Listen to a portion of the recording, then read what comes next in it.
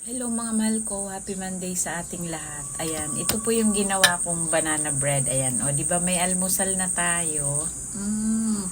Ang sarap niya, hindi siya dry. May moist. Kahit walang sukat.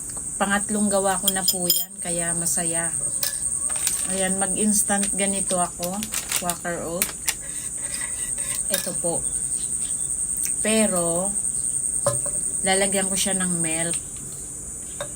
Ito yung aking tira sa aking banana bread kagabi. Ayan. At syempre may black coffee tayo. Hindi mawawala. Mga mahal ko, ayan, concern lang naman ako. Ayan, mag-ingat tayo lahat kasi may bago na namang virus. Kaya hanggat maaari, umiwas na lang tayo sa mga mataong lugar. Basta ingat tayo. I love you all. God bless everyone and happy Monday. I love you all mga mahal ko.